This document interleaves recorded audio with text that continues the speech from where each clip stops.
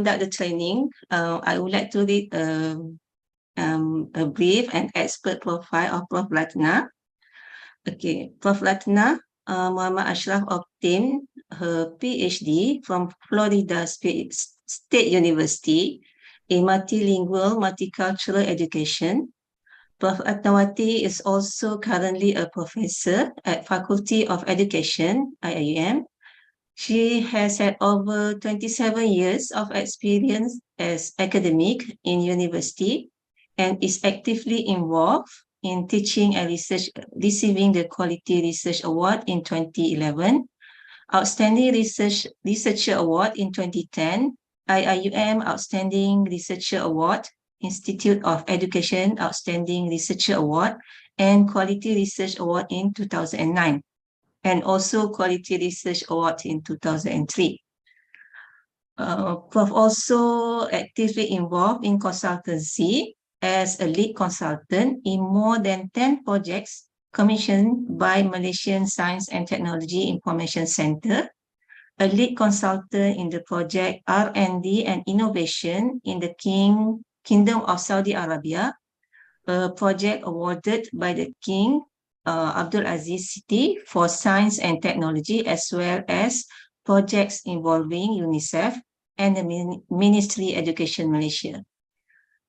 Her professional training and research have been in teacher education, curriculum and instructions, second language learning and teaching, literacy, and the use of statistics in educational research. Last but not least, Prof. Ratnawati has published numerous books and articles in the fields of teacher education, second language teaching and learning, literacy, and the use of statistics in educational research. With that, I would like to invite Professor Dr. Ratnawati to conduct our online training session on publishing in Index Journal, Web of Science, and Scopus in Social Sciences.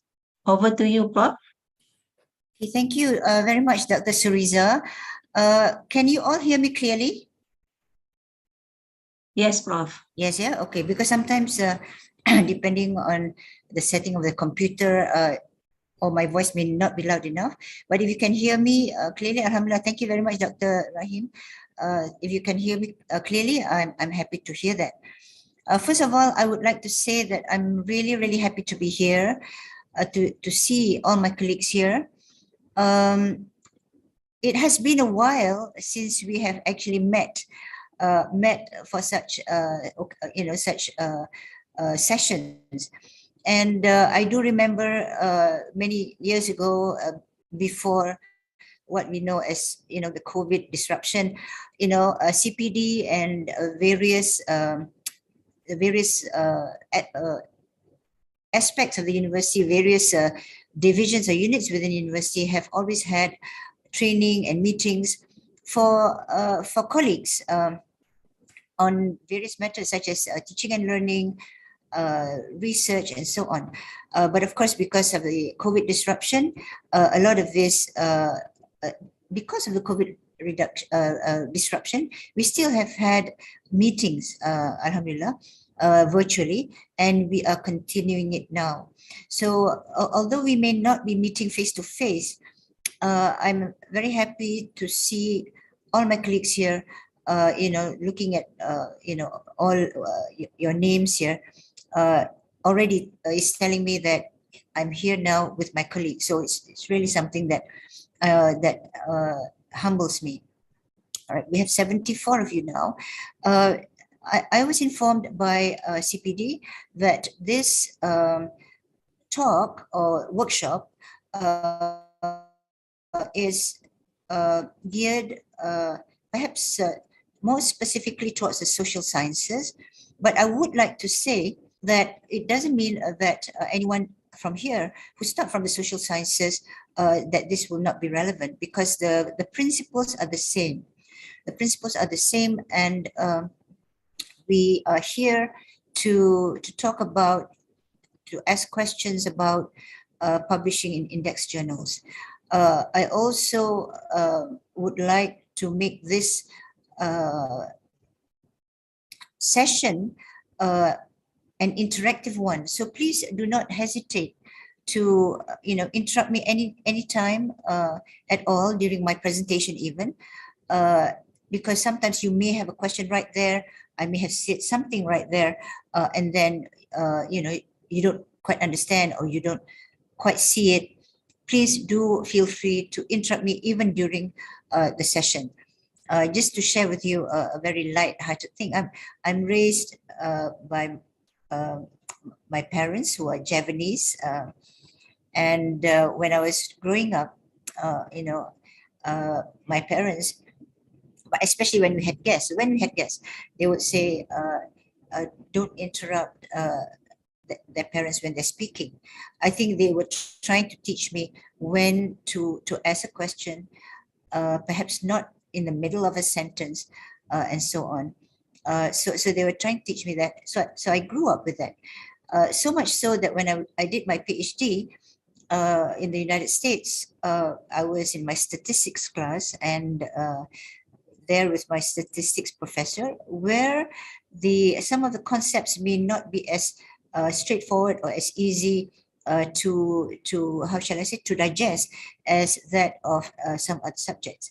So I would write the question and keep it, and then make an appointment to see him, which he had never how shall I say, which he had never disagreed not to meet me, for example. So I would ask questions on the difficult aspects that I felt I didn't quite understand. And he would then, later on, he said to me, you ask very good questions. Why don't you, why didn't you ask them in class? I don't mind answering your questions now, but why don't you ask them in class? Because your friends can benefit too. And that's when I told him, Prof, I feel that when I speak, and that was when I did my PhD, which was quite some time ago. I feel that when I ask a question, my heart would start beating very fast, and that I feel that the ground would swallow me up.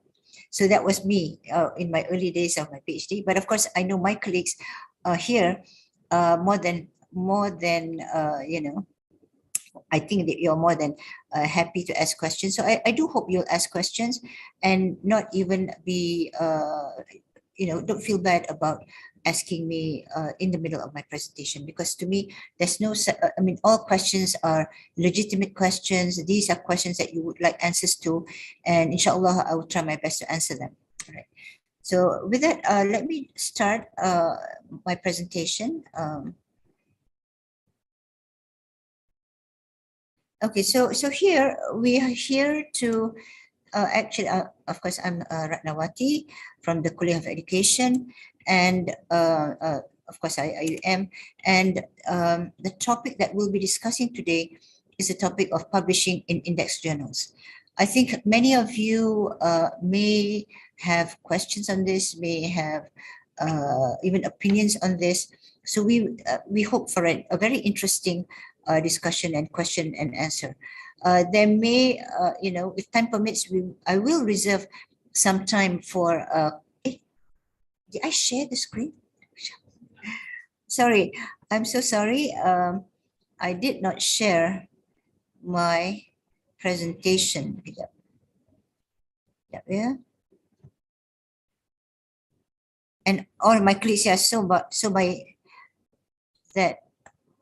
Okay. I forgot to share my slides. So here I am.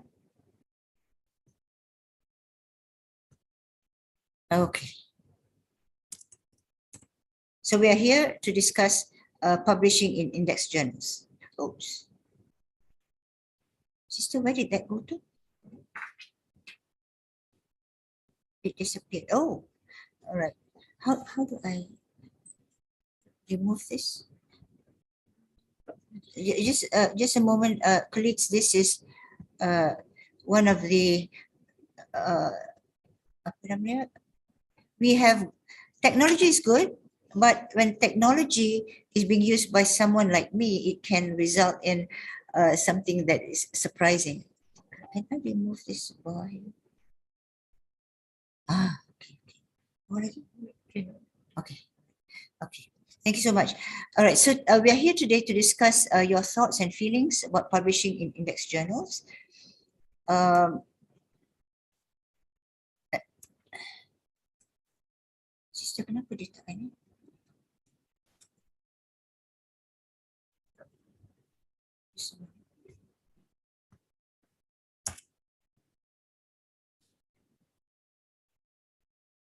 Okay.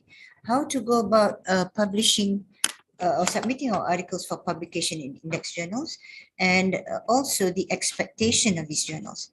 And if time permits, we are also going to take a look at two types of articles. So this is what we're going to do today. But first, some questions. This is very important for me, and the reason why we're having this is to break the ice somewhat, and also to enable me to know what your concerns are, so that I can address better the issues that you may have or the questions that you may have. So I hope you can click on the following link. Our admin will help to put this link in the chat box. This is to help you to clarify your thoughts about publishing in academic journals, and to think about and to ask questions that you may have on the issue. This is a link that you will click on. I hope you can click on this link. It is there in the chat box. I'm going to give you perhaps maybe 7 minutes to do this. So this is in the chat box here. Okay, so if you can click on this link, it will lead you to a Google form, very few questions, but from there, and of course your identity is not revealed, but from there we can get to see what your concerns are. And for many of you, I think many of you will share the same concerns, and this will help all our colleagues to know that you're not alone. All right, so this is the link. I hope you can start filling in the information there. And if anyone has questions as you are filling it up, you are also free to ask these questions. All right, I'll give you about 7 to 10 minutes. Thank you.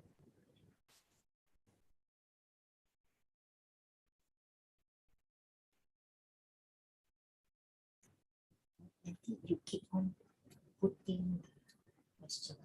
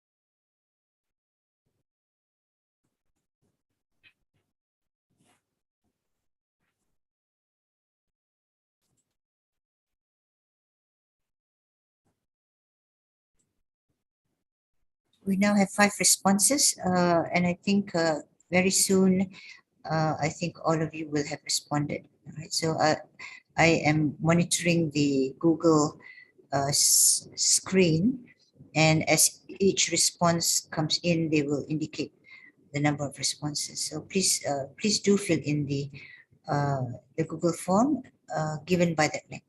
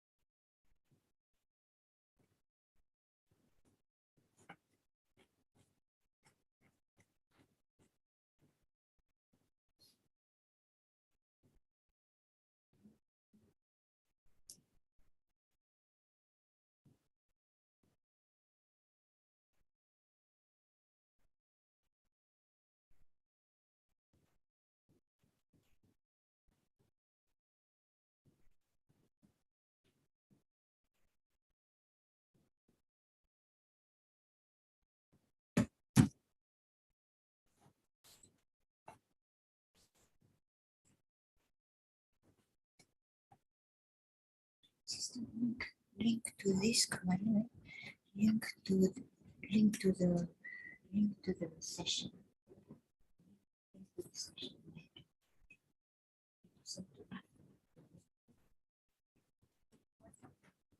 What's up?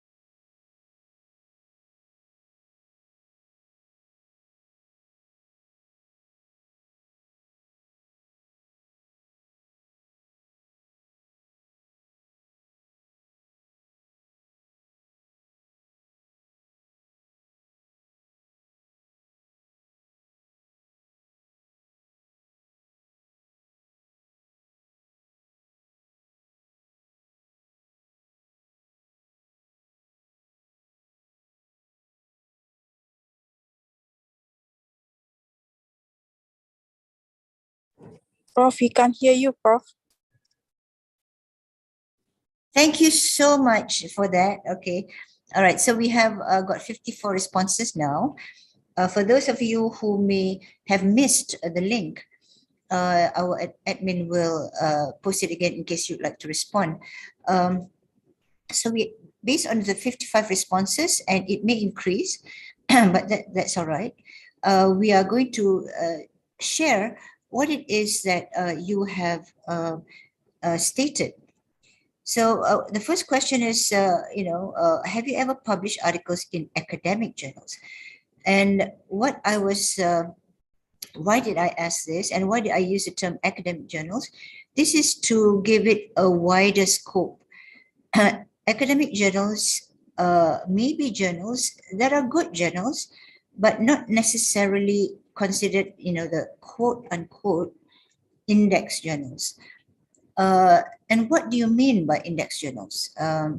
Index journals, a lot of people, perhaps the Ministry of Higher Education, universities, lecturers, and so on, use the term index journals, quote unquote, to refer to SCOPUS, journals that are indexed in SCOPUS, or Web of Science, which used to be called ISI. And now they are also looking at journals indexed in my site, which is the repository for journals that have been evaluated by the Malaysian Citation Center as being something that's worthy of being included in the my site repository. So the index, so these are the what people seem to consider as being index journals. But index journals and many journals are actually indexed in some kind of indexing scheme, or indexing, an indexing or a repository. All right, so there are many journals out there that may not be indexed in Scopus or Web of Science or even my site, but they may be reputable journals. They may be excellent journals, because not all journals have given their name or their journals to be indexed in either Scopus or Web of Science. So have you ever published articles in academic journals? The majority of you, which is 87.1%, based on 62 responses, said yes, and 12.9% said no. All right, so this is good. Even if the majority of you said no, then there is even more why we are here. All right. So do you feel that it is difficult to publish in academic journals? The majority of you, based on 63 responses, said that it is difficult. And I'm sure, definitely publishing in academic journals or index journals is not an easy thing. It's not, it's not like writing an SMS or an email, and even emails, depending on who you're writing to, can also take a lot of thinking in terms of what needs to be included there. So definitely writing in academic journals is not easy, and it's perhaps one of the more competitive aspects of writing or academic life. So it's not easy, not easy, but it can be done. It can be done. Is publishing articles in academic journals important to you? The majority of you said yes. Maybe a few said not sure, and that is perfectly all right. And that's being very honest, because sometimes we're not sure if it's important to us or not. All right, but the majority of you said yes. If yes, can you please tell us why? All right, number one is for career progression. I'm sure, I think in all universities, the fact that we are an academic, this has become a very important aspect of how we are evaluated as an academic, how we may be promoted as an academic, and so on. So this is part of the reason why we publish. Let's see, not the only reason, it's part of the reason. All right, another reason is to share the knowledge. So of course, this is a very important aspect, to share the knowledge. You know, here we are as academics, we have done the research, we have perhaps, there's something important for us to want to share, and they want to contribute to knowledge. So this is a very important part of writing, or why we want to publish, and that is to share the knowledge. Another one is to share my findings. Those of you who have done the research, you'd like to share your findings, because why is it that we do research? We don't do research and not share your findings. So this is some of the reasons why we publish. Disseminating findings, to share my thoughts and research results with the relevant others. Part of the KPI, the responsibility to disseminate knowledge and to give us a sense of achievement. All right, it's our responsibility, as this is very important as academics, especially as academics in an Islamic university. One of course, if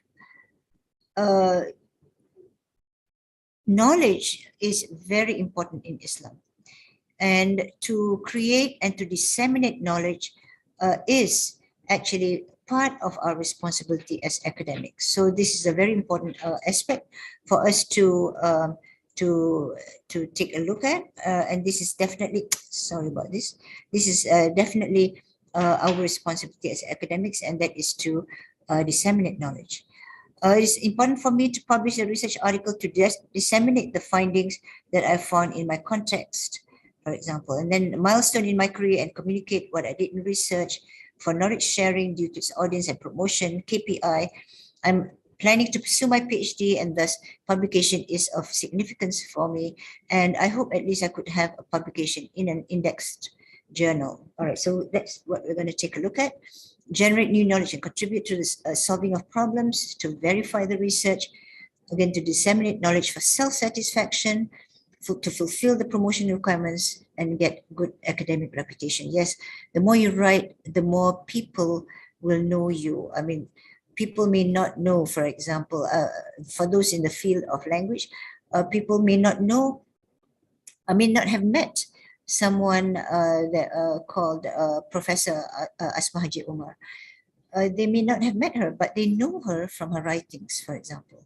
Right, promotion again for academic credibility, respect and acknowledgement, and future students. Because as an academic, when we write, we disseminate knowledge, we grow as academics, and this will also, and this is also one of the reasons why students seek us, postgraduate students usually, right, to share research findings. It is complicated as it requires a lot of procedures. Self-satisfaction, because one of the requirements of research and grants, when you apply for research grants, you need to publish as well. To highlight important findings for your career and knowledge, some sort of recognition and acknowledgement of your research is a requirement of our profession. Academic journals tell you that your link with the academia, it is needed for your promotion, it is needed to spread knowledge and important to the globe. Very important. Yes, I think we see this. To share important findings from our research, contribute to the body of knowledge, and possibly create impact. One of the requirements of the contract. All right. So some of us are under contract, and one of the requirements would be to publish. Career requirement, grant requirement, promotion, the proof of our scholarship, a part of the university requirement, and for self-satisfaction. Again, fulfillment of a KPI, to tell the world what research is about and to have connection with other researchers in the same field. This is important because when we publish, we then connect with other researchers. And this is how we make connections. This is how we can collaborate later on. So this is how we make connections. Sharing of knowledge and wisdom. First, to disseminate the findings. Second, as an academic, all right, to get promoted, and so on, required by the KPI, and so on. All right, requirement as a lecturer. So we see that many of you are sharing the same opinion. Let's take a look at this one. So this is, I think, a very important experience or view that is shared by one of our colleagues here. Overwhelmed with duties at work and home. Many of my drafts were half-baked or never actually completed. I want to complete them, but when there's too much time spent attending to additional administrative matters, admin-related matters, and students that require constant and urgent attention, in addition to lectures and classes, of course, it becomes an almost impossible task. So my problem truly would be having a good end product that I feel happy enough to submit anywhere, and managing time in a way that I can be extremely productive while not missing a beat with other duties at the same time. I happen to be an associate reviewer of a SCOPUS journal too, ironically. So I could produce reviews and evaluate manuscripts within deadlines, usually about 2 manuscripts a year at the least. But I struggle with producing my own article that I think would be good enough to be released, which is rather unfortunate. All right, this is a very, very important sentiment or thought shared by one of our colleagues here. Overwhelmed with duties at work and at home. Oops, but I lost it. Just a minute.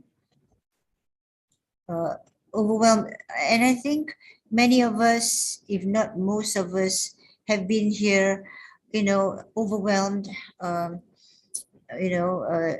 There's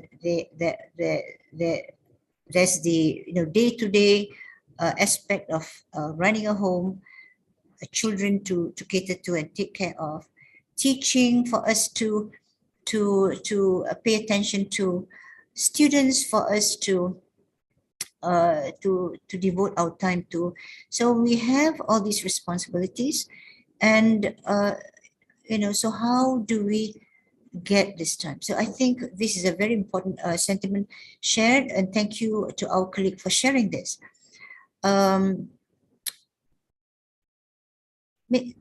Let me share with you my experience as a young researcher and lecturer. When I was very young, I'm not young anymore. When I was younger, when I first started, my career as an assistant professor, I had just completed my PhD, and I was here in IIM, and I was quite also actively involved in research and so on. So the dean of IRKHS at the time, education was under the IRKHS. So the dean said, right now, how many articles have you published? And I said, 1. I said, oh no, that's not enough. We're not going to be able to promote you with only 1 article. So he said, I hope you will concentrate on writing your articles. So that was the encouragement given by the dean at the time. And then another dean later on, also of IRKHS, told me that he was a very busy dean, and he told me that, okay, Ratna, don't expect to find a big chunk of time. He said, don't expect to find that, because there's often not going to be that big chunk of time. So he told me what he did, and he's of course a very busy person, publications and so on and so on, and a professor at the time, at that time. And he said that what he did was to put a list of articles, titles of articles that he would want to produce. and that would motivate him. And what he did was to put it in his computer. So every time that he has some spare time, he would go to that list of possible articles that he's going to contribute to, and either start thinking about it or working on it. And I did try that.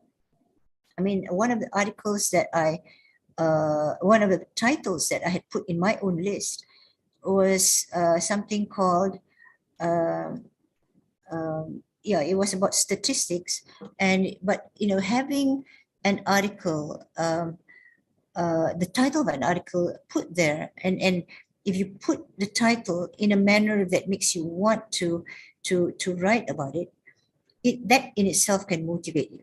All right. So yes, we are not going to find always the time that we'd like.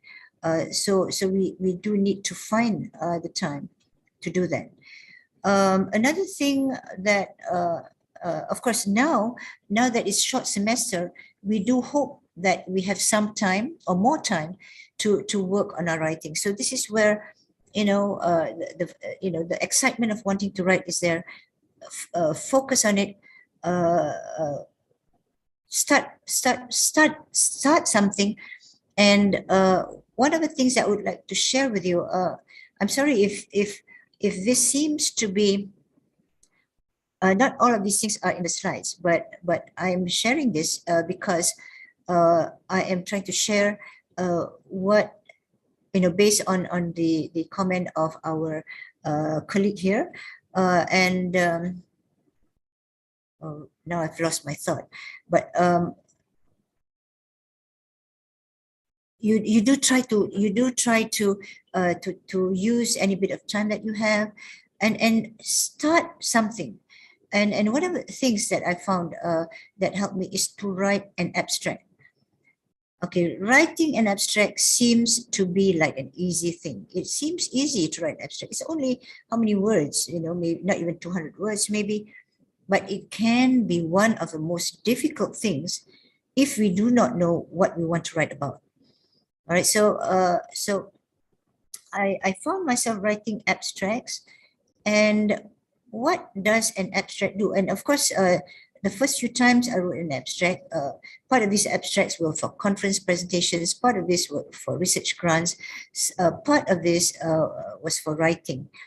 And why is it difficult to write?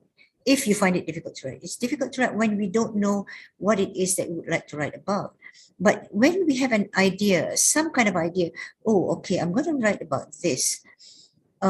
Then when we write the abstract, we're actually organizing our thoughts into that abstract or in the abstract.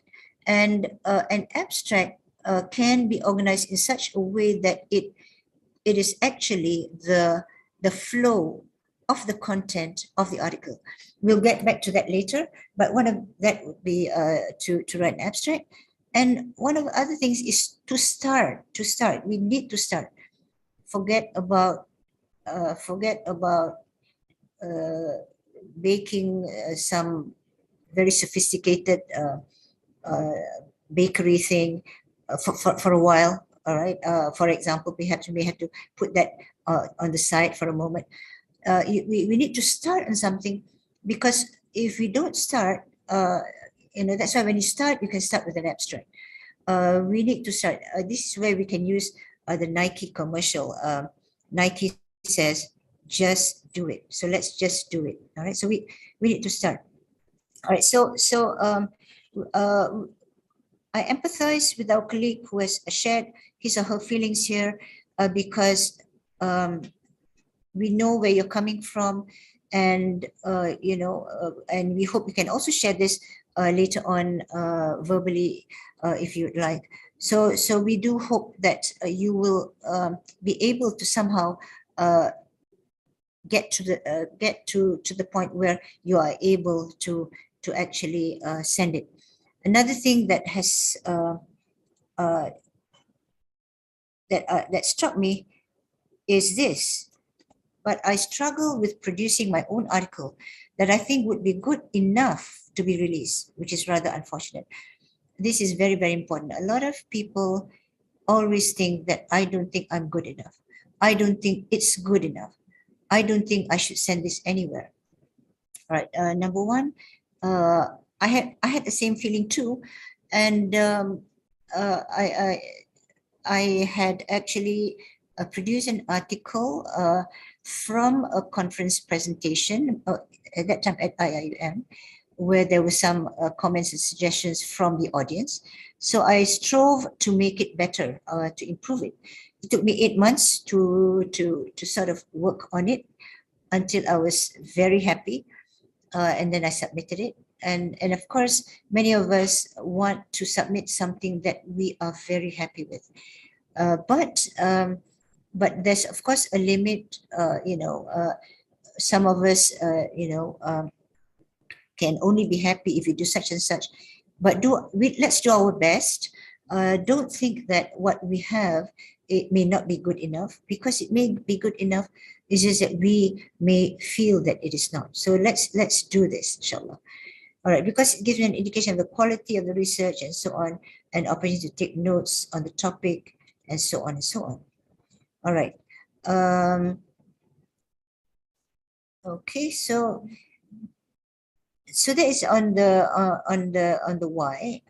Yes. Okay, if no, can you tell us why? To share my findings depends on the intention, the impact of information requires scholarly follow-up or intervention, which may take some time. The relevant academic journal is a must. Anyone has a question?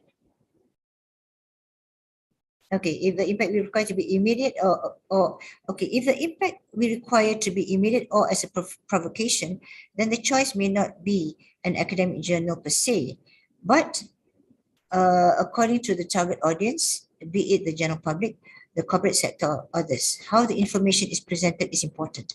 Source and validated responses must be intact for credibility. So very important to know, to know the concept of audience. And I think our colleague here knows, or all of us do know, that what we write, how we write, what we include as part of the content, the concept of who will be reading it is very, very important. And we'll get back to that later on. Have you ever faced challenges? The majority of you said yes. If so, can you tell us what they are? Disorganized thoughts and ideas, language, very, very important things for us to try to overcome. And we do understand this, unorganized thoughts and ideas, so how to go about this. Please do raise these questions also verbally. Sharing research findings to expand networking and citations, to write coherently, style of writing and content. This is definitely not an easy thing. To write coherently, and the term coherence is when everything flows nicely, from the first section to the second section, first paragraph to the second paragraph, first line to the second line. That is coherence. So it's not that easy. Writing is one of the most challenging skills that we have. The manuscript was rejected by the editor. Again, let's take a look at this. Rejection shouldn't be seen as an end-all, and so on. And let's overcome that one. All right. Not fulfilling what the specific journal wanted, lengthy, rejected, gathering data, reviewer comments. Some reviewer comments can be very, very scathing, can be very, very hurtful. I remember in my earlier days when I was sending articles for publication, the reviewer wrote with such unkind, well, it seemed unkind to me because that was my first two or three articles. And so it seemed unkind, and you sort of like, took a step backwards and said, oh my goodness, is it that bad? But actually it was a matter of opinion that the reviewer did not agree with certain things. So I saw it as being a rejection. Later on, the editor contacted me and said, where's your article? Why haven't you sent it back to us? And I said, oh, I thought that it was rejected, based on the comments. And she said, no, it was not rejected, but those were comments for improvement. So, sometimes they can be very, very disheartening. Time is a challenge, and so on. Review or journal sometimes reject the paper outright without any solid reason. That happens sometimes, and that can also be disheartening. Lack of knowledge and skills in technical writing standard for reputable journals, ideas on what to write, fear that it will not be accepted, so I decide to abandon the writings. All right, this is something that is also very important. Let us not fear to that extent. We can fear, we can be concerned about quality and so on, but this is where the fear can be debilitating. Don't let fear debilitate us. Don't let fear prevent us from doing something good.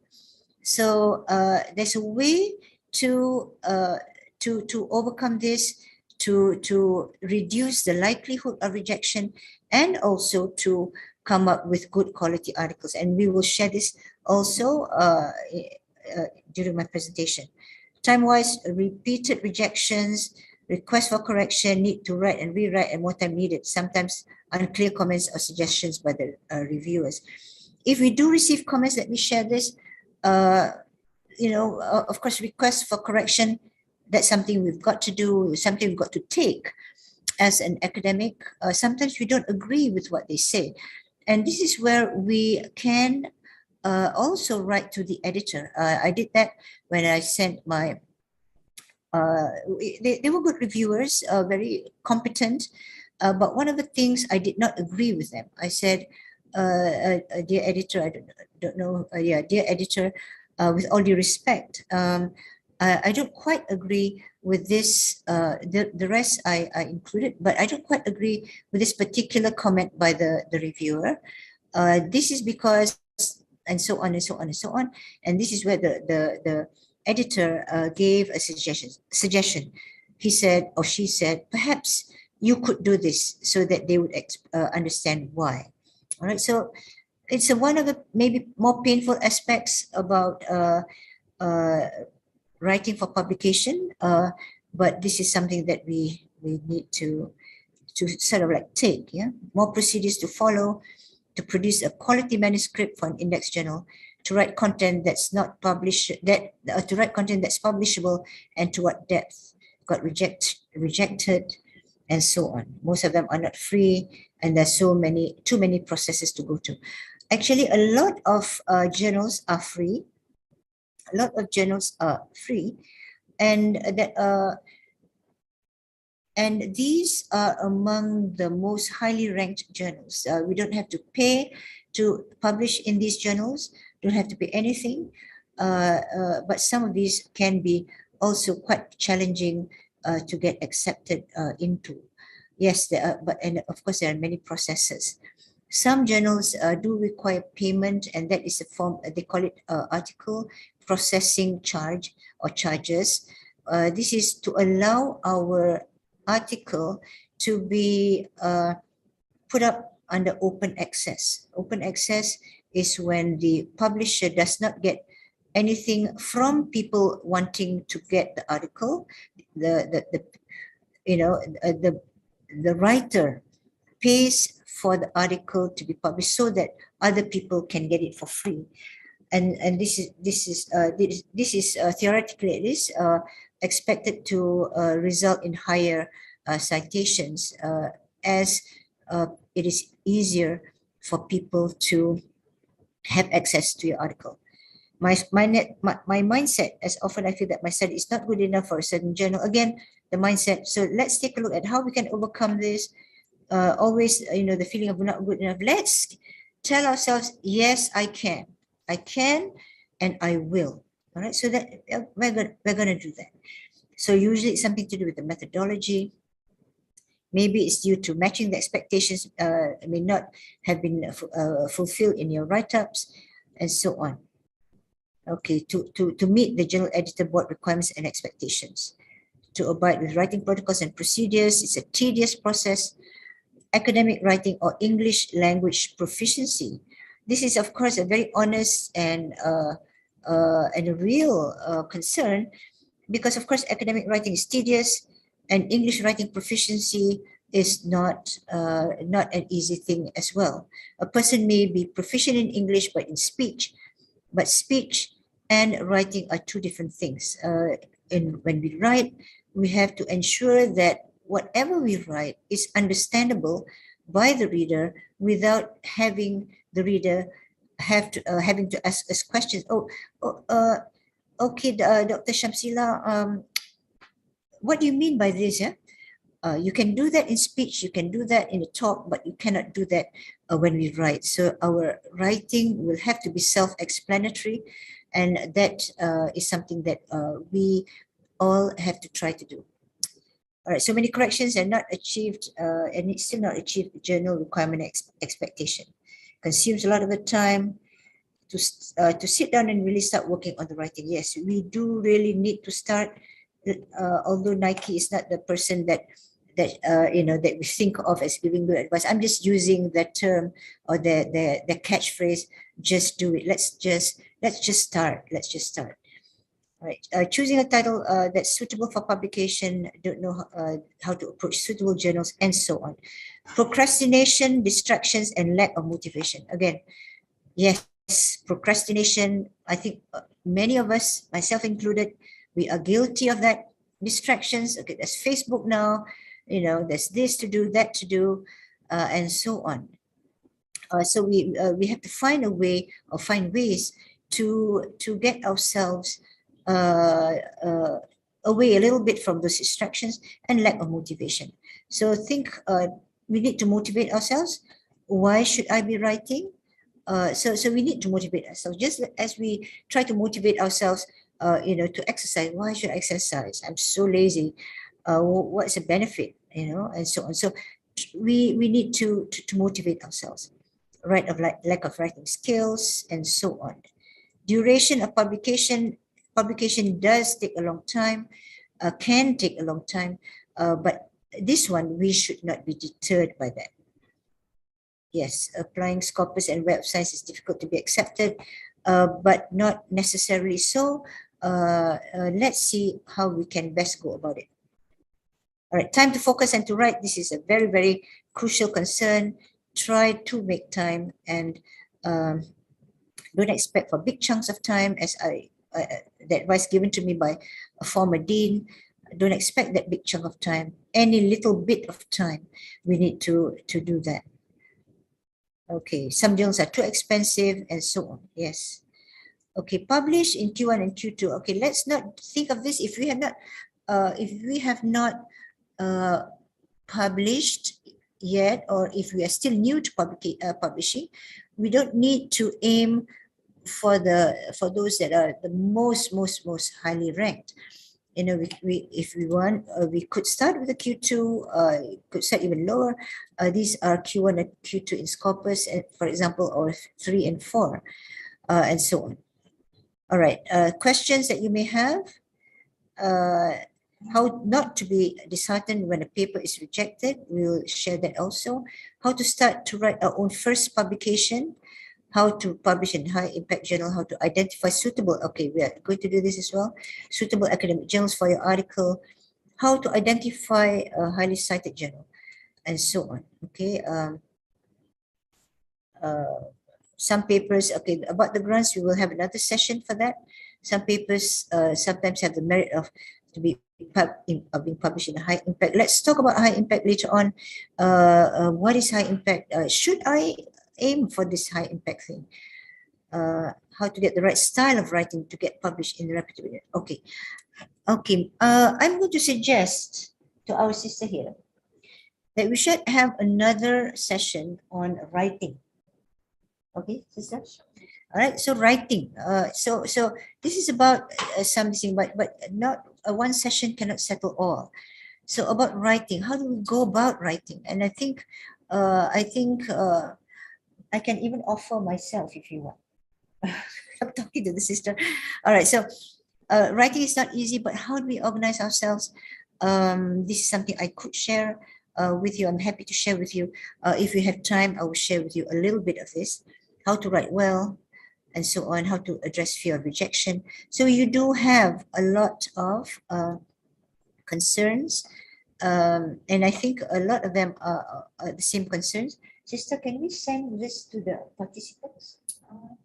The results of it. All right. If you would like, we can also send the results of your concerns. All right. So these are some of the things that you have shared. Let me go back to the presentation. Oops. Okay, we've just taken a look at what you have shared, and we are. Oh, tak nampak. Oh, yeah, tak nampak, tak nampak.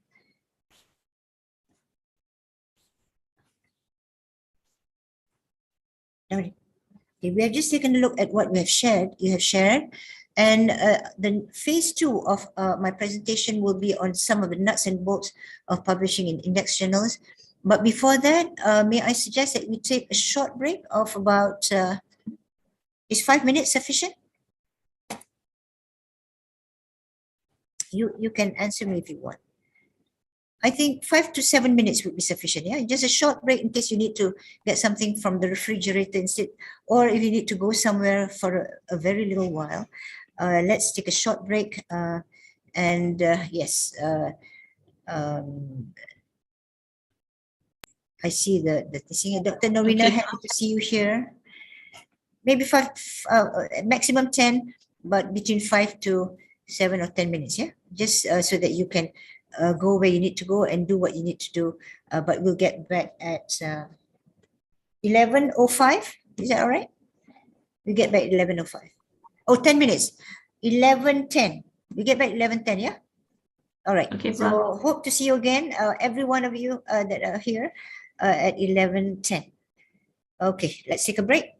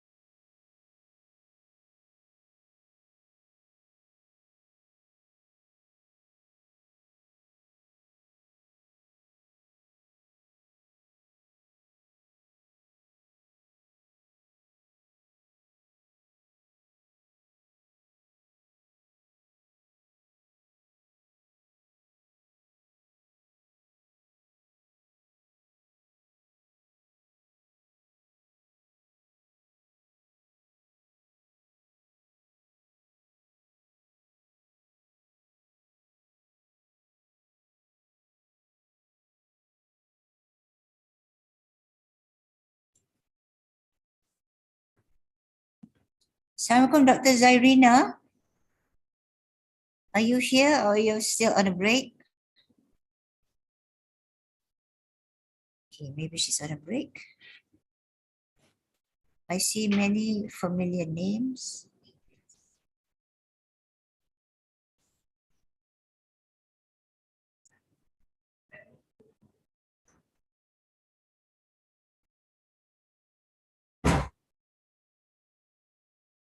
Okay, I see Dr. Gafur and Dr. Gafur. Salam, Dr. Gafur, how are you? Nice to see you here. While we wait, I'll just seek out, I see many familiar names. We have Dr. Fatima here.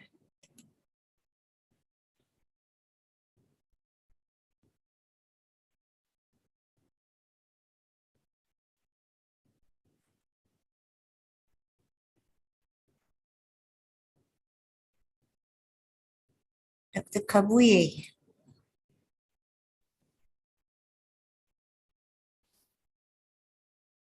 Yeah, assalamu alaikum, Prof. Welcome salam. It's so nice to Mashallah, it's nice to see you after a long time. see you. Yeah, It has been a alhamdulillah. long time. Yeah, it has been a long time. Yeah, true. Yeah. Mashallah. You know, we only get to see each other during times like this. Now I lost your page. I saw Dr. Kabuye, but I was just trying to see how you look like now. Oh, yeah, I'm on the camera. Alhamdulillah. I mean, yeah. So you know, Thank it's you very really much, nice. Prof. Yeah, and yeah, we have a lot. And Dr. Azian, are you the Dr. Azian from co-ed? She may not be back yet. Not, I don't think so, Prof. Oh, okay. Not from education, yeah? No. Okay. We also have an ASEAN at education and Yeah. But she's no longer with us now, Prof. who? Dr. Azian? Dr. Azian? Dr. Azian? Dr. Azian from psychology? Oh, psychology. Psychology, yeah. Okay. Sorry, from education. Yes. All right. Nice to see. Nice to have you. Dr. Norina is also here. Oh, yeah, Arad is also here. That's really nice. Dr. Irina, nice to see you. Dr. Prof. Roslina. Oh, we do have a lot of people here. All right. Okay, all my colleagues are here. Yeah, Prof. Yes. Yeah, nice to have you. Oh, Norwati, Dr. Norwati, how nice to see you. And Yeah. very nice to see you. Nice to see you too, Prof. Yeah. Right. Long time I haven't met Prof. Yes, we only meet each other, During virtually. program. Yeah. Right. Okay. Oh, Prof. Siapa? Rosnani Hashim, is that Prof. Rosnani Hashim? Maybe lah tu. Or is it Dr. Aisha? No. Dr. Aisyah use her name. Oh, okay. Yeah. Okay. So, okay, we are sort of like at 11:10. So perhaps we can start, yeah? Let me just go back to this.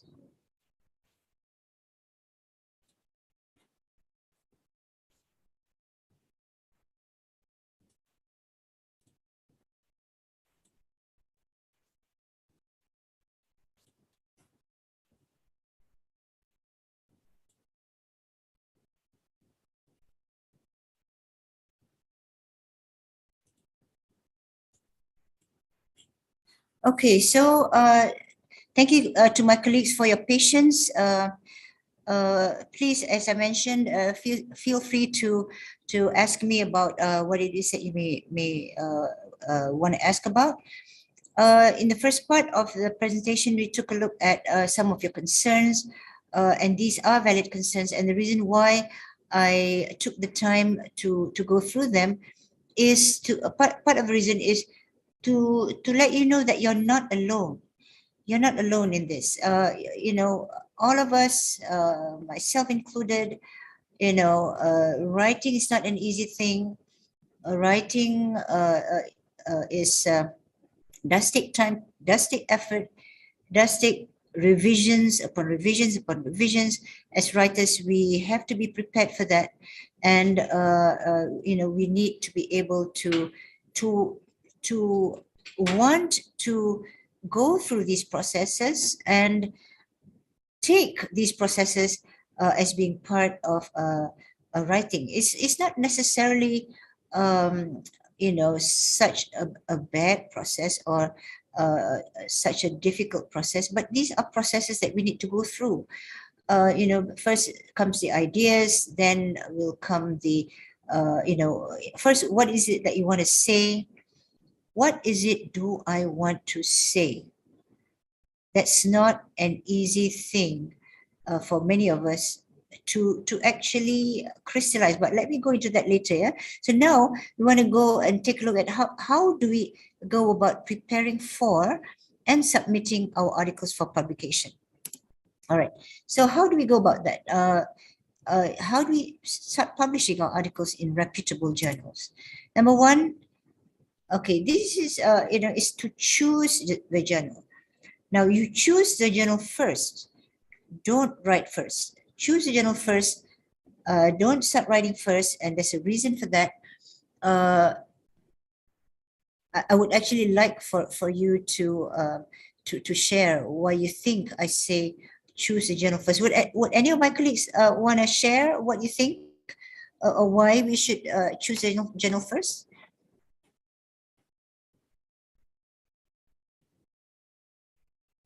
Dr. Norwati, would you like to share? Okay, why do we choose the journal first? What is that, Prof?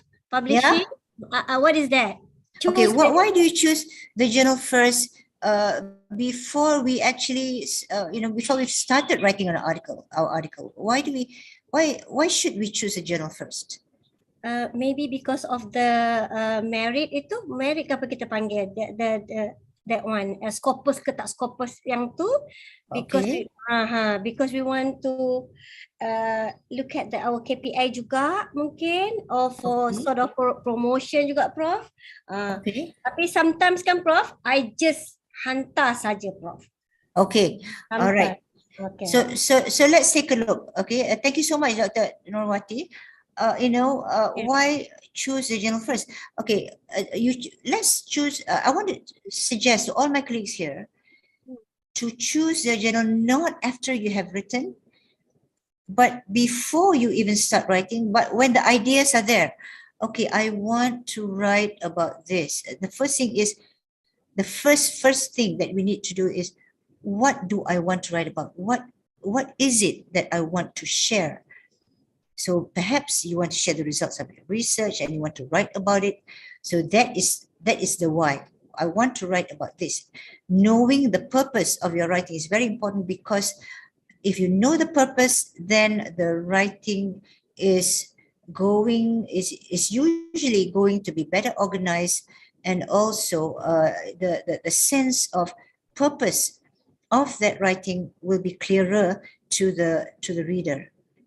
All right, so choose a journal first. Okay, that's when you know what it is that you like to write about, but don't write it yet. Don't write until the end page. Don't edit it like a million times and then choose a journal. Choose a journal before you actually start writing. All right, so we decide on the purpose of the paper, where you are coming from. Where am I coming from? I'm talking about, let's say I want to talk about free speech. What aspect of free speech am I coming from? How people have abused free speech. So these questions, these are the driving questions that would then drive our paper. The main purpose. We need to be clear about our main purpose. So decide on the purpose of the paper, where you are coming from. The purpose has to be clear to us. If a purpose is not clear to us, it's not going to be clear to the reader. So must be clear to us first. And pick the journal very early on. All right, pick the journal very early on. And the reason for this is that, when we pick a journal, we would like to know, what are some of the requirements of the journal? What's the scope of the journal first? What do you mean by scope? Scope of a journal means that, this journal focuses on Islam in minority countries, for example, or it has then got to be something related to Islam, maybe related to minorities and so on. It could be something called the journal may and this they will state it in the focus of the journal. The journal will focuses on for example, the philosophical aspects of education, for example. So it focuses on the philosophical aspect. So if it's focused on the philosophical aspect, we do not want to send something that may be very technical, for example. So the journal should be picked early on so that we know the scope and later on know the requirements. We'll take a closer look at this when we go into or deep dive into pick one journal for us to look at. All right. Another thing is that as a newcomer to publishing, we do not have to publish in the most prestigious journal. We do not have to publish in the most prestigious journal. I made this mistake once when I sent my article to the TESOL Quarterly. That's in the top 1%. Top 1% or the Q1s. I suppose at that time I didn't know it was a Q1 or Q whatever. But it was and still is a very respected journal in my field. But it is one of the highest ranked journals. So they have a focus on what it is that they want to publish. So my mistake was that, okay, that's fine that it's a prestigious journal, but they do tend to only publish certain types of things, and sometimes the what they consider to be the latest or the most innovative aspects of education or language teaching and so on, for example. So we don't have to do that. We should not do that. We can do that, but we don't have to. We don't have to aim for the highest, for example. So you don't have to do that. Yeah. Next is that read carefully the scope of the journal. The scope of the journal is where I told you is where they actually write about what it is that they are looking for to publish. This one must be read really, really carefully. I mean, think of it, read it, think about it, what is it that they want. Very, very important, because if the scope of our paper does not fit the scope of the journal, then they will not publish it. It may be a very, very good article, but if it doesn't fit the scope of a journal, they will not publish that. Then, of course, we need to follow the journal's guideline for authors. We need to follow guideline for authors, and this is the easiest part of writing for publication, the easiest part. So there can be no buts about it. Guidelines for authors will be the easiest part. The hardest part is the idea and the thinking and the writing. Guidelines for authors, we should all follow. If they say use IEEE or convention, or the Chicago manual, and so on, use it. Even though we are used, some of us may be used to the APA journal, for example. So we need to change our what we're used to, and if they require 1.5 margins on the left and right and so on, these are very, very easy things for us to do, and we cannot but follow that, because if you don't follow it, they will then say, look at this. They don't even bother to follow the guidelines, which are so clearly stated here. Why should I give him or her the time of day, for example? Of course, they're not going to reject our article just because of some of these things. But if there are too many of these things that are not followed, it may raise a question. So do follow the guidelines, especially when it comes to referencing. So if it's they do not want APA, they're using the Turabian manual or the Chicago manual, use that and don't use APA. That one is very serious, because that's a style of referencing. So, but this should be the easiest part of writing an article. And then the second step is then to prepare our article for publication. Okay, so but before we do that, let us take a look at some journals, focusing on the scope of the journal, the readership. We'll take a look at the concept of readership, the criteria for submission, and how the content is presented. So let's take a look at some journals. This is where I will share with you some journals that have already I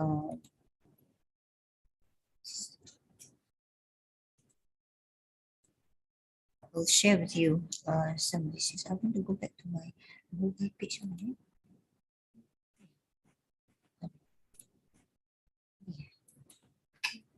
Ni, saya nak share.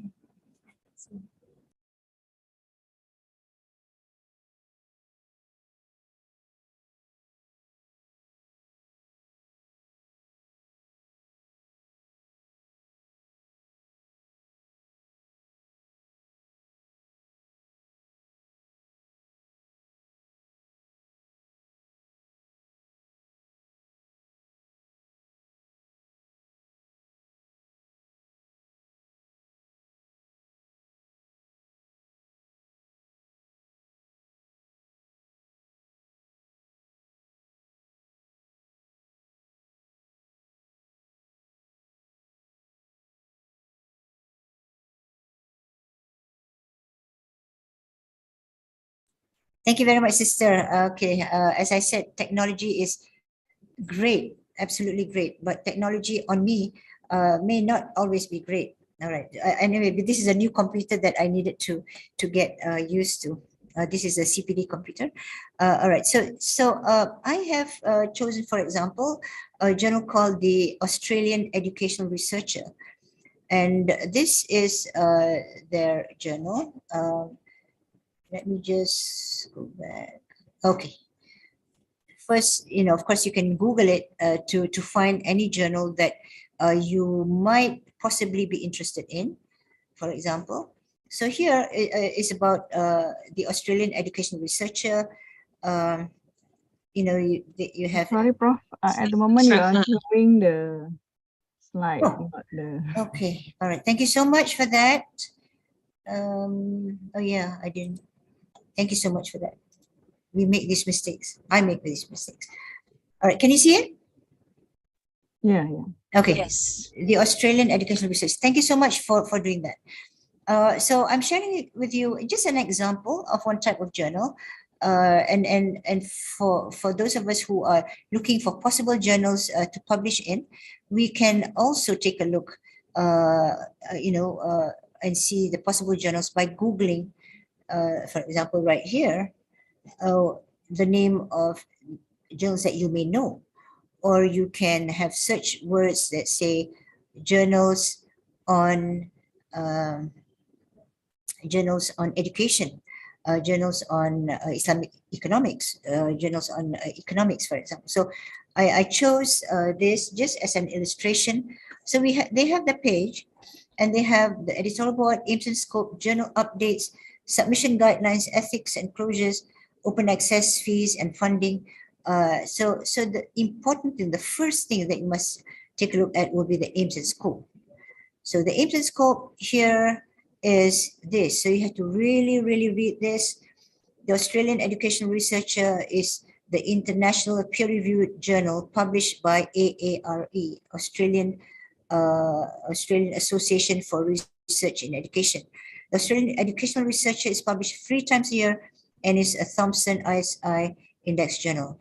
The aim of the AER is to promote understandings of educational issues through the publication of original research and scholarly essays, inform educational policy through the publication of papers utilizing a range of research methodologies and addressing issues of theory and practice.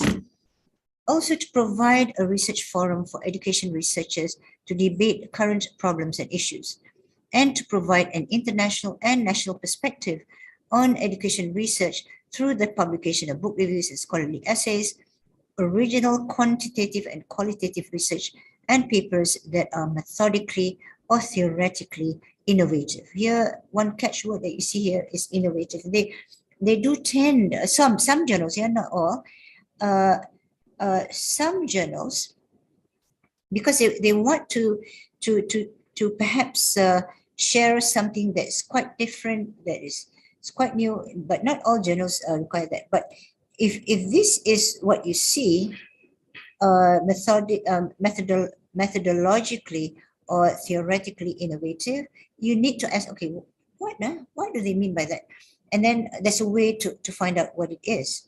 Okay, so AER welcomes contributions from a variety of disciplinary perspectives on any level of education. So this is a scope, and we kind of like have to look through it several times to try to understand it. All right, so once we feel that we've understood it, is okay, it looks like my article can fit the scope. I haven't written it yet. Maybe, I've just written an outline perhaps, but I haven't written it yet. So, okay, I do think I have, what it is that might fit the scope of this journal. All right, so this is, so then you can kind of like go deeper into this. All right, so here, then you go into submission guidelines. So here we have all kinds of things. General length of paper. You need to take a look at this. If you cannot go beyond a certain number of words, don't do that. For example, all right, so length of paper are limited to 7,000 words in total, including references, tables, and other content in the paper. Please ensure that the manuscript is double spaced and that the abstract is 150 words or less, with no citations in the abstract. If we don't read this, and we do all that, and they say, didn't they read this? So we need to really read this, and so on. Prospective authors are advised to read prior research published in AER to ascertain whether their work is suitable for the journal prior to submission. And this is one of the things I'm glad they have it here, but not all journals have it here. But this is what I learned earlier on, and what I did, and what I'm going to suggest you now even is to study the journal. You have when you have sort of like more or less earmarked a journal, study that journal, the scope, instructions for authors, length of paper and so on, and then study as you have said this, study, take a look at the articles that have been published there. Then you will be able to get the flavor or the feel of what the journal is about. You need to do the research on the journal before you actually start publishing or writing, because what you have written may miss the scope of the journal if you just send it. So we cannot just send it to a journal without having considered all these things. All right, so length of paper is easy, can be done, we need to do that. So length of paper, and then they write all these things, title page, what it is. So follow that. These are very technical, of course. Manuscript submission, all this we have got to follow, source files and so on and so on. A bit tedious, could be tedious, but it's still the easiest part of submitting a paper. The hardest part is the writing of it. It can be hard, not necessarily always hard. So here are things that we need to read before we submit. Yeah. All right. This one has what they call the online first articles. These are articles that are put online, but that may not necessarily always have been put in a particular volume, for example. So this is open access. They have, I believe they have accepted this, but they may not have put it in earmarked it for a certain volume. Okay.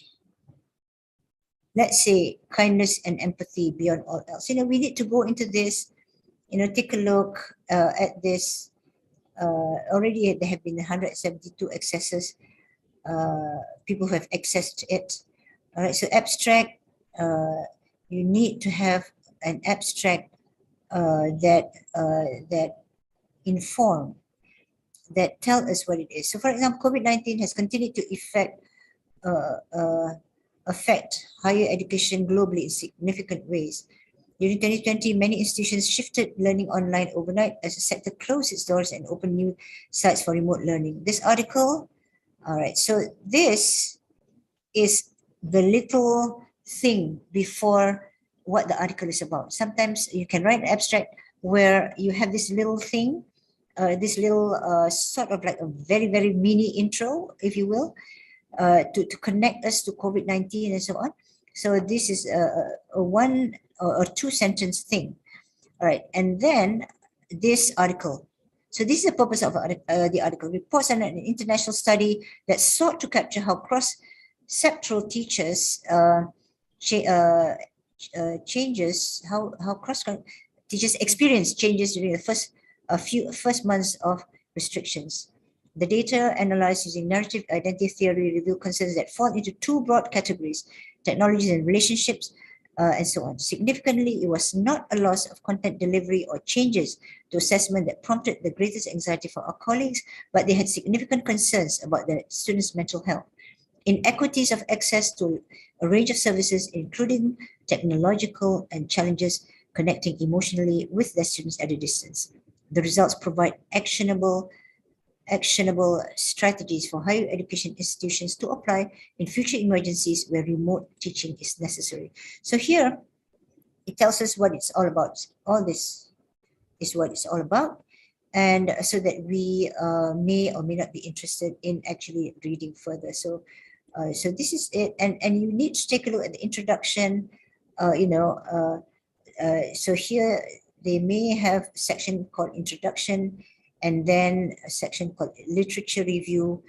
Take a look at what it is that that they look at, what they go into and so on. All right, so this will give an idea. I mean, we really do need to take a look at several articles to see whether there is a slant or a tendency or a preference for articles that use either the primarily the quantitative methods or the qualitative methods, or you see articles in both. Scan it. You don't have to read line by line, but scan all the articles. Oh yeah, I see even qualitative articles are published here. Oh, but not as much, perhaps. So these are things that we need to take a look at. Take a look at several articles. In this investment is worth our while, because from there we can determine better if this journal would fit our this thing. Yeah. And just also a note, this abstract actually reports the results, and then what we can do or how it can inform us. However, not all abstracts report exactly what the results are, but they are quite general about what the results are. So this is the American, the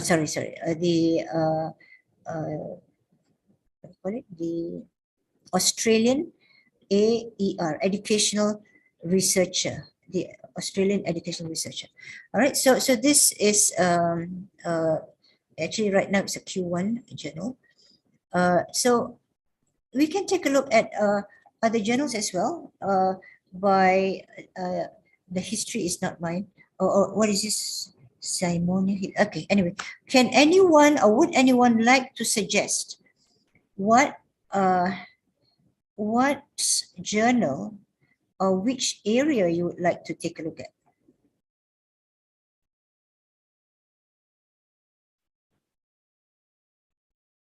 Anyone? Do you want me to take a look at a journal in a certain field, for example? Not necessarily education. Anyone with a question on that? No? Let's take a look at what are your fields. Okay, I know that some of you yes. Yeah, there's someone like Dr. Sodiq in chat, food diplomacy. Oh, food diplomacy. Yeah. Okay. Thank you so much, and thank you for telling me about this, because I don't always see the chat. Okay, food diplomacy, traditional Malay education. All right. Let's take a look at food diplomacy. Doctor, can you tell us what food diplomacy is? Okay, Assalamualaikum. Very interesting. Yeah, food diplomacy is all about using food to resolve conflicts. As we can see in the recent Ukraine and Russian conflict, it seems to be food is the main victim. This can also be the main way of resolving the conflict, and it has happened already in the last few weeks. So it's something I'm interested to write about. Okay. So food diplomacy is very a very interesting subject. And how you can even use, I suppose, how you can even use food to win a war, right? Yeah, something like that. Yeah. Something like that. Yeah. Okay. Now let me get back to my page. Okay. Food diplomacy. Yeah. Let's say you're interested in food diplomacy.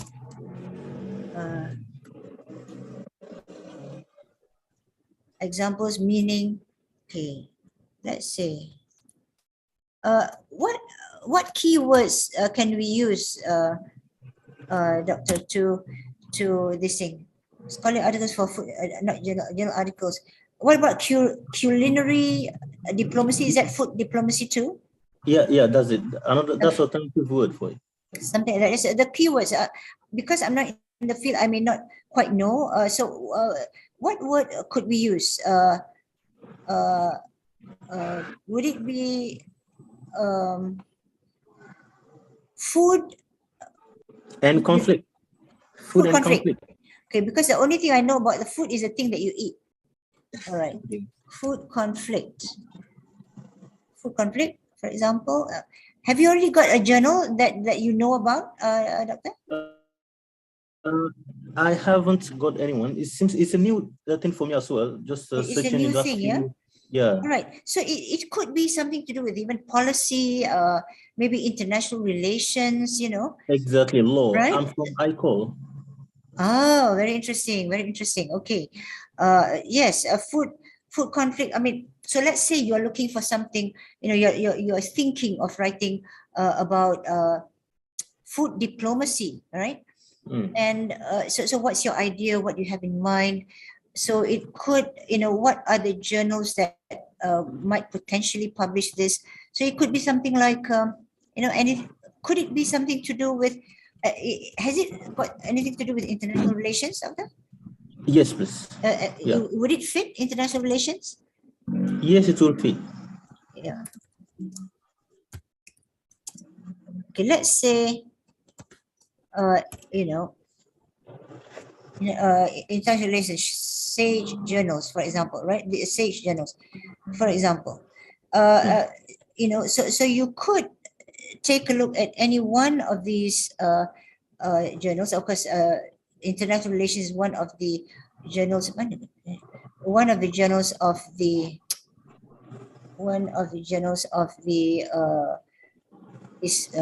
of SAGE. Yeah. So here about this journal, international relations. Not found. About this journal. This is a very respected journal as well. We are aware that fraudulent emails are being sent. Oh, this one. When did this go? Journal info, journal home. Okay, aims and scope. Okay, aims and scope. International relations is explicitly pluralist in outlook. Editorial policy favors variety in both subject matter and method.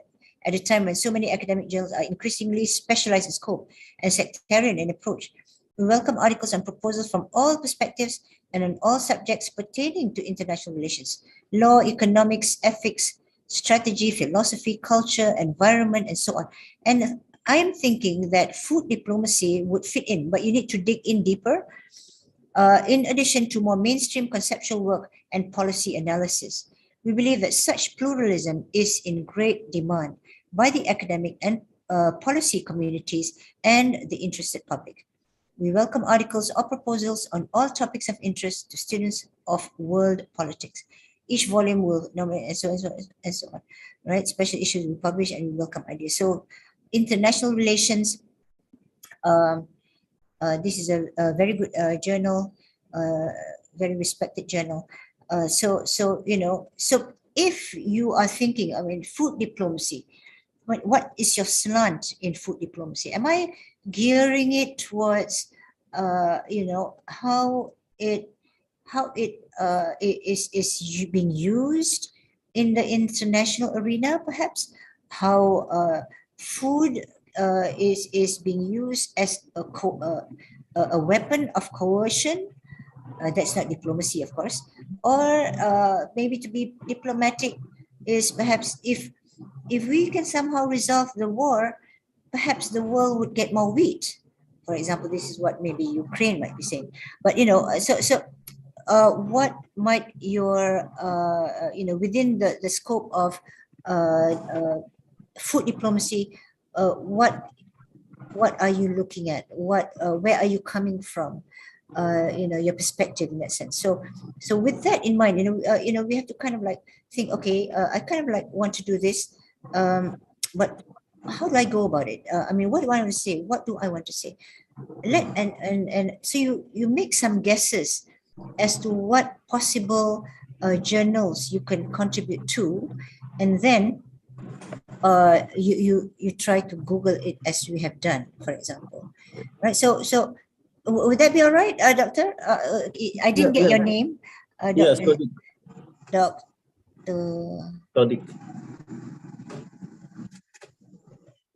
Sadiq. Yep. Yeah. Yes. Thank you. This is very Thank you helpful, so much, Prof. Dr. Sadiq. Yeah, Right. thank you, Prof. Yeah. And Dr. Mehmet? Dr. Mehmet, are you from Turkey? Yes, I am. Okay. Everyone. One of my favorite countries. All right. Traditional Malay education. All right. Again, maybe in education, you may want to choose a journal in education, perhaps.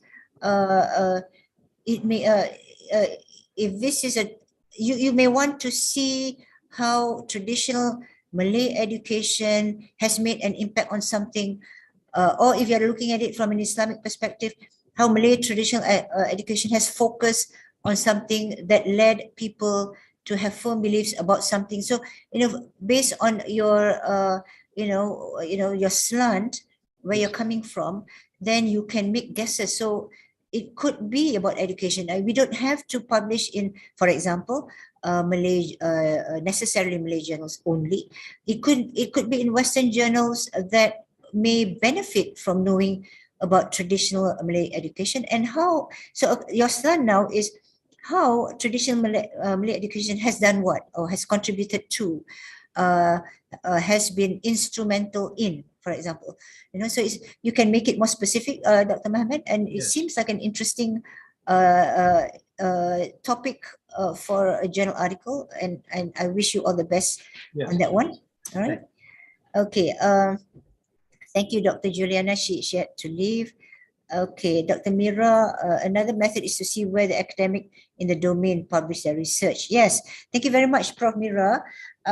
It's very, we can actually see where our colleagues have published. So this would be another good way to take a look. And then having known or having got the suggestion of what journal article you could go into from them, then you have to sort of like do the deep dive and sort of like really study the journal, and so on. Okay, Dr. Sadiq. Okay, Sadiq. Okay, one new message. Okay, that was a message. All right. So, so this is a thing, publishing in academic journals. Okay, this one I can close. Okay. All right. Anybody else would like to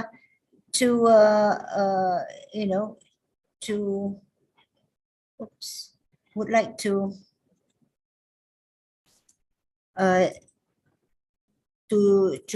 take a look at what it is that you may want to, do you have any requests for a journal that we can go into?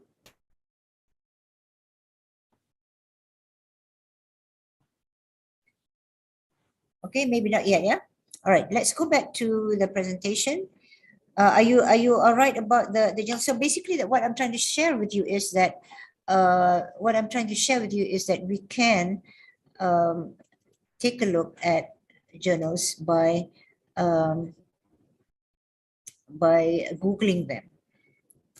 For example, I see some people from KLM.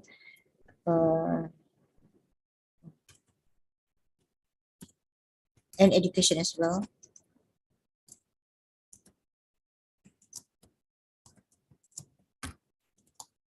This is a journal published by Oxford University Press, for example.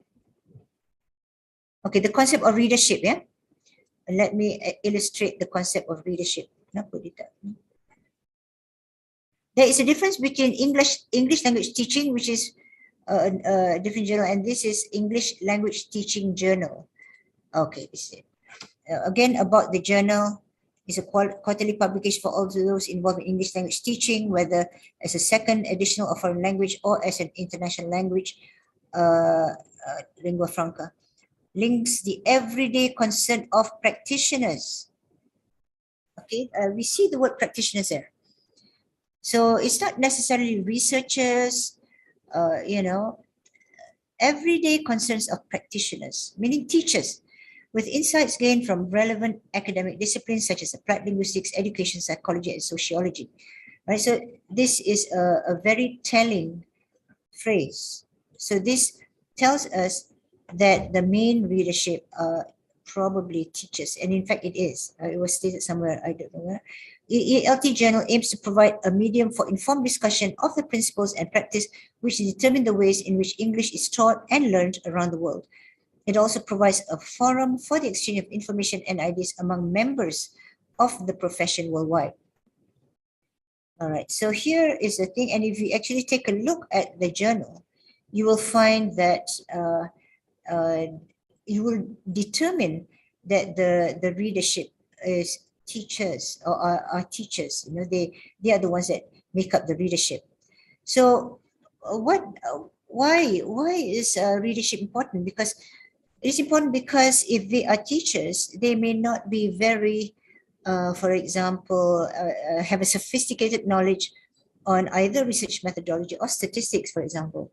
All right, so some of these things will have to be modified or explained in a way that the layperson or the teacher or the practitioner would appreciate. Sometimes the thing about science is, and there is a whole lot of articles written on this, and that is when scientists speak to other people, to speak to the readers, scientists or academics or researchers speak to other people, they are not always able to write or speak in a way that enables that layperson or that reader to appreciate, because maybe there's too many jargons being used, too much is assumed that may not actually reflect the major readership. So it's very, very important to have this concept of readership. Students write initially, at least, mainly for the supervisors. Supervisor is the readership and the external examiner and the committee members. But when we write articles for publication, who are the readers? We need to determine that. Other researchers in the field, and so on and so on. So we, from the concept of readership, we then have knowledge of, it allows us to make some assumptions of the background that they have, which could be some kind of understanding that they may have, excuse me, some kind of understanding that they may have, some kind of shared knowledge that you and the readers have. So very important for us to be fully, you need to be concerned with the concept of readership. That makes up for good writing as well. It is very important in good writing to be aware of your readership. All right. So can you see the screen? Preparing our article for publication. Can you see this one? Yes, Got yes, 6 make it slide. slide. Okay, now. Yeah, okay. Excuse me. Okay, let me just take a glass of water. Yeah, Prof, please.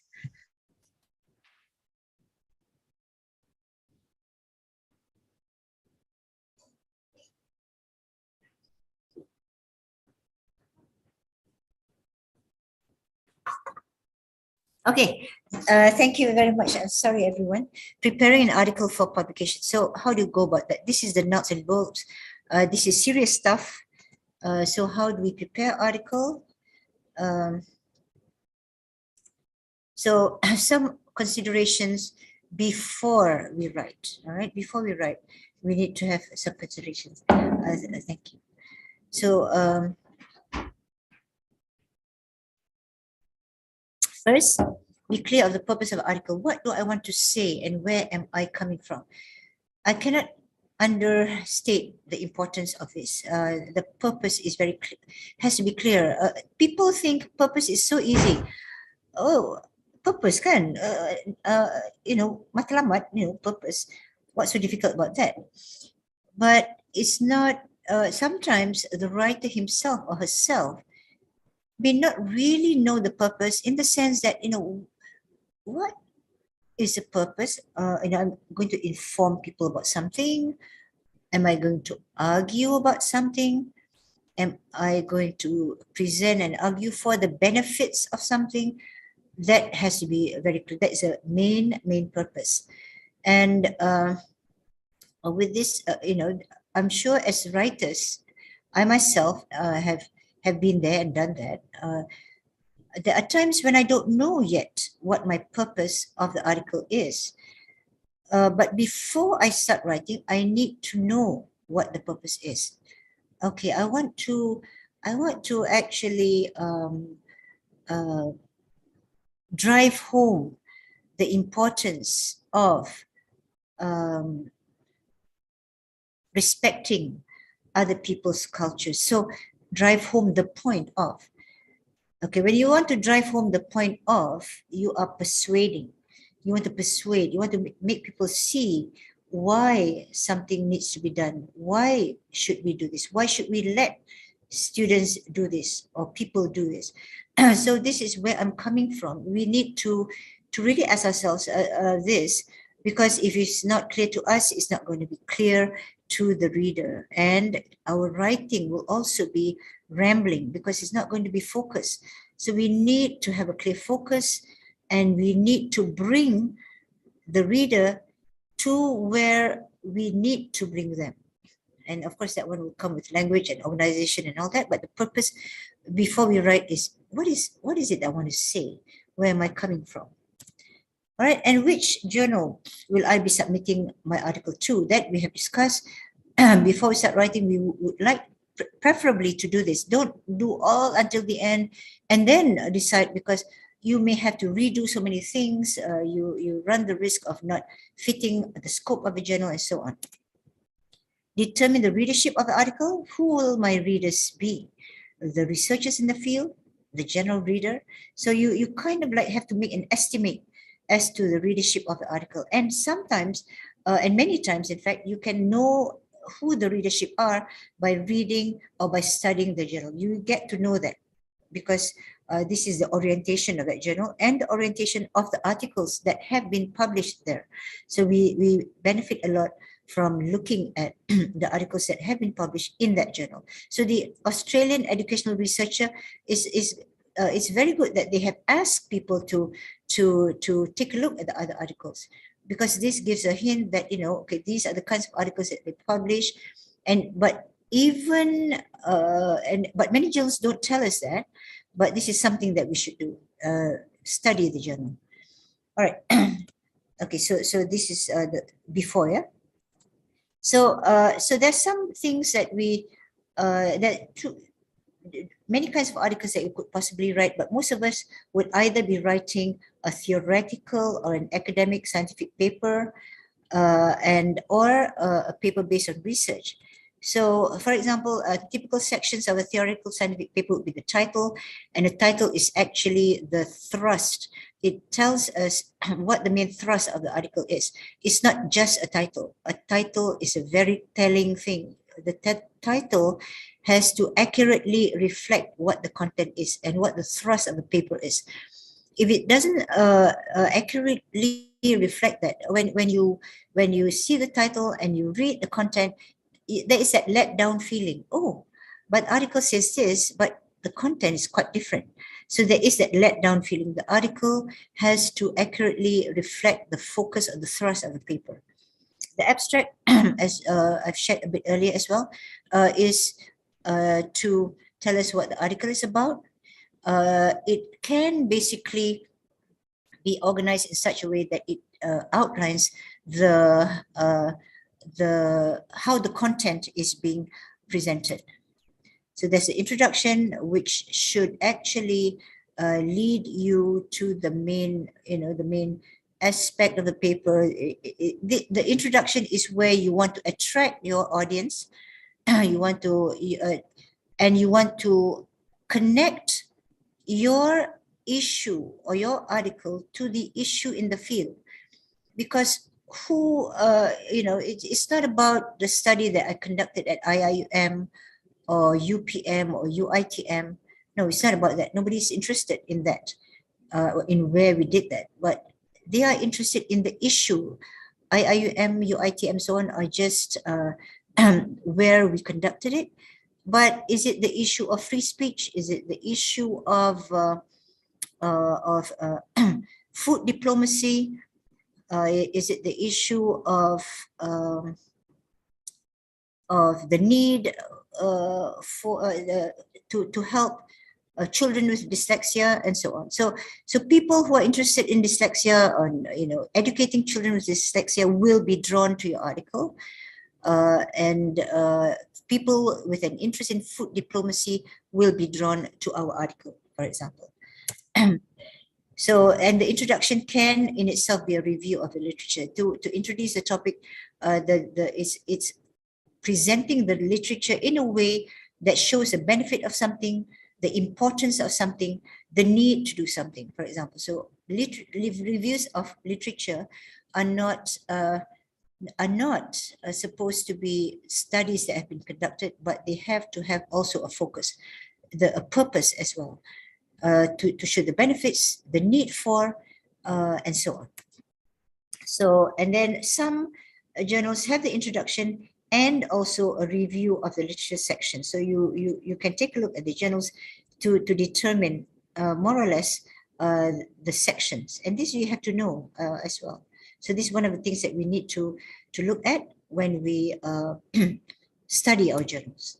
And then of course the content. In a theoretical scientific paper, the sections are organized according to the content of the paper. Subsections according to content. And then the discussion usually, and the conclusion. Similarly, research-based scientific paper, research-based, here you have the title, the abstract, the introduction, which can itself be a review of the literature, a review of the literature if possible, if relevant. You also have the methodology, and in the methodology, you have to take a look also at the journal. Usually, some journals require quite an in-depth coverage of methodology, while some journals don't really require that. So we need to determine that. So for example, if you see this journal, okay, this journal is more perhaps, it does accept things that have been done, research that has been done, but it gravitates towards the theoretical, not so much on the methodology. And if you see that this is something that you see in the journal, then the methodology section need not be as extensive, but some requires a more in-depth coverage of methodology, which we then have to make sure that we do that. And the results, the conclusion and discussion. Results is of course would have to be presented in such a manner that the reader or the knowledgeable reader sees that as being pertinent, as being the way results should be presented. The discussion should make meaningful sense of the research and also the conclusion. All right, the article title, as I mentioned, should reflect the research focus. It should reflect the research focus or the thrust of research. The abstract should be a concise, accurate overview of the paper and provides information about the purpose or objectives of the study, the methods used, summary of results if pertinent. Not all abstracts need to have a summary of the results, conclusions drawn if pertinent. So sometimes you could say something like the implications of results are presented, something like that, you can do that. Or the content of the article for theoretical papers. The introduction draws the reader to the issue and provides a context or background to the study, and it can be written as a review of the literature. The review of the literature provides a basis for the study. So it's actually, it has a certain purpose. It is the way we organize what we put there is to show, okay, why we did this perhaps, the rationale for doing this, the benefits of this thing that we are, maybe this medical device or medical treatment or educational intervention. So it has to be organized around a certain purpose or a certain thrust, not just studies that have been conducted, because then that's just a very loose coverage of studies. Research, review of literature has always got to be organized around a certain thrust or purpose. The methodology could include any of the following: the design, the sample if relevant, materials if relevant, procedures, data collection, data analysis. And this would include, sample would be for quantitative studies, especially if it's dealing with inferential statistics. But if it's qualitative, you don't talk about the sample, actually, you talk about participants. So you don't need to actually have this thing called samples. So it depends on the kind of methodology you use, whether it's qualitative, quantitative, and so on. So this is where you, results is where you present the results and often the interpretation of the results. And it may also include the discussion of the results. Discussion often includes most of the following: the interpretation of the results, relates the results to the literature, and considers the wider implications of the results. Also discusses the significance or limitations, or could, and the usefulness of the findings. References, it could be APA, Chicago style, etc.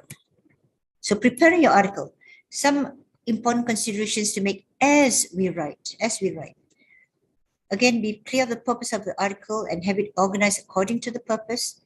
Okay, this one is very important. Link the problem to the issues in the field. This is what attracts the reader to your article, to want to know more about the article. Is it the issue about learning disabilities, children with learning disabilities, about dyslexia, about food diplomacy? So we need to link it in the thing. State very early on the purpose of the article. This seems again like a very easy thing, but some people, and I've been a reviewer of several, quite a number of articles in several journals, where I go all the way to the end and I say, okay, so what is the purpose? What is the purpose? Is it there in the conclusion? No.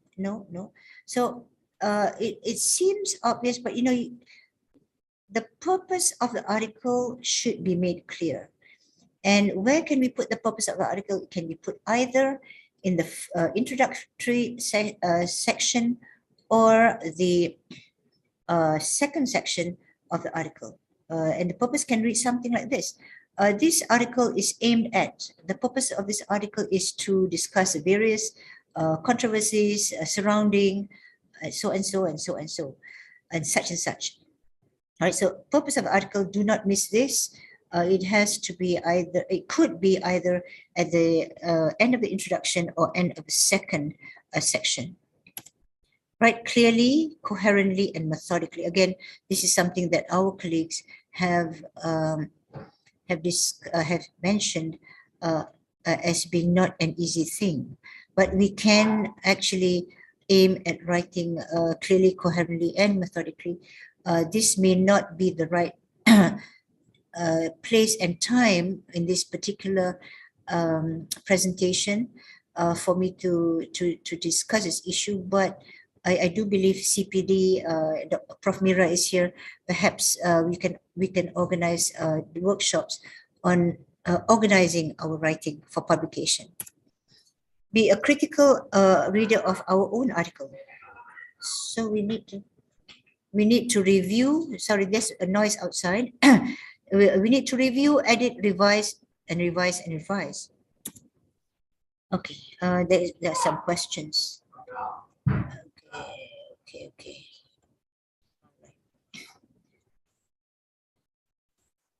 All right, so what do academic journals look for in an article?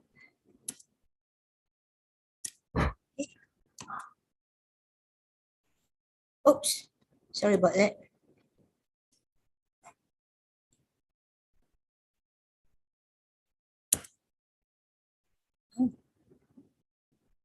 Okay.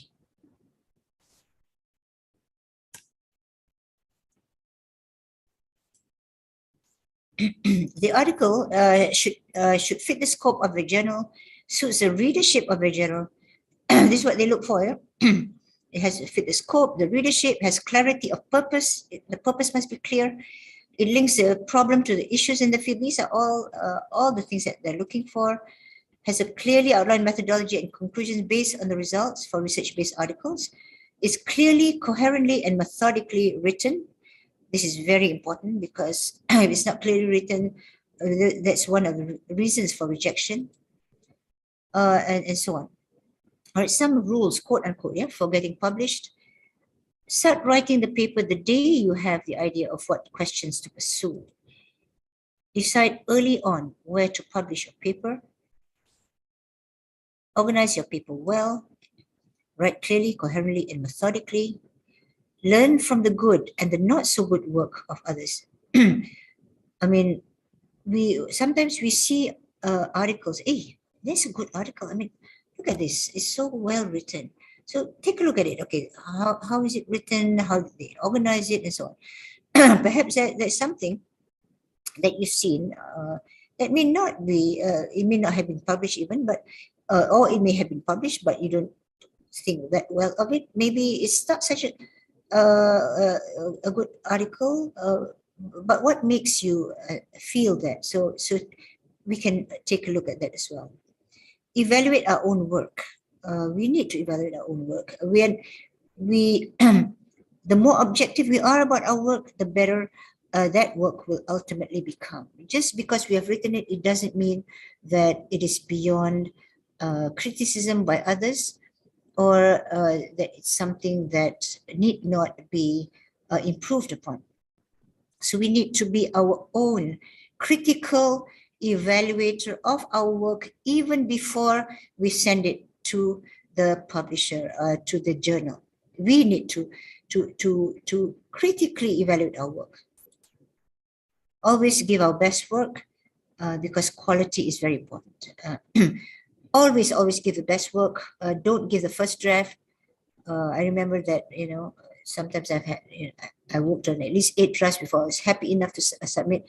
When I worked with a student of mine, I think I must have edited it, rewritten it 8 to 12 times before I was happy enough. But based on that, the editor was happy with it and did not have many things that he felt that he needed to change or have changed. But it is always very important, and